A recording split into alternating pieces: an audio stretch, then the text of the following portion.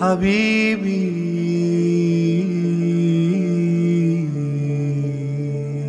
حبيبي. مەلای جزیری بە هەلبەستێن خۆیان ئیلاهی و غەزەلی و دلداریێ ji هونەرمەندên کورد را بووە ماکدەر و چاافکانیەکە تژە دڕ و گەوهەر.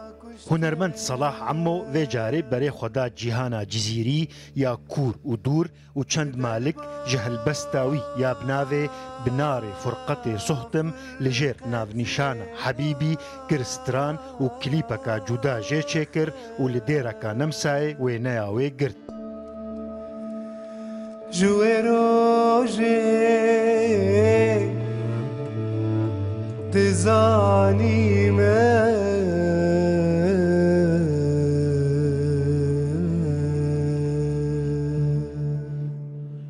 جزیری divê helbesta xwe ya ku Salah Emmo bi deng û stîla xwe ya taybet kiriye stran û hat bêje.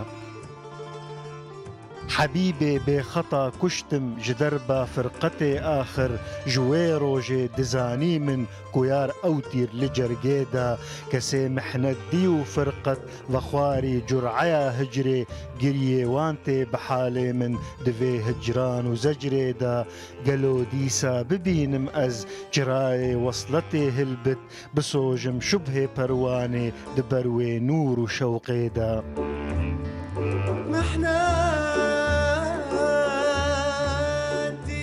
Di vîdeo klîpa xwe ya nû de ku ji aliyê ozgur yarar ve hatiye derhênan kirin, Salah Emmo hewl dide bi rêya sema û reqsa derwêşan, helbesta melayê cizîrî û felsefeya Mewlanayê Rûmî bîne bahev. Di klîpa nû ya Salah Emmo de dîmen ruhiyeta felsefeya Rûmî nîşan didin û di aliyê wêjeyî de jî ruhiyeta edebiyata Kurdî ya sofîgeriyê derdibira ku Salah Emmo wan bi rêya mûzîka xwe tîne cem hev. هجران هجران زجريدا سترانا نو یا Salah Emmo yek ji çend helbestên melayê cizîrî ku Salah awaz ciwan re daniye û hazir kiriye lê ji ber xerciya zêde ya berhemanîna vê projeya hunerî pêwîstiya wî bi sponserekî heye ku li vî karî xwedî derkeve.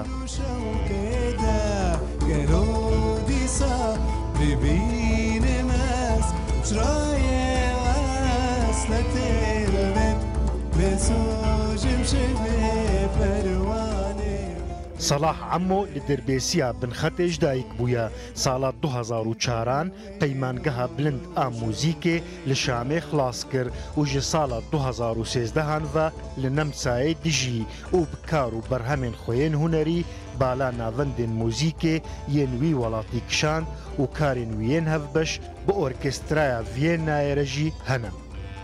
Besa Mustafa, Rûdaw.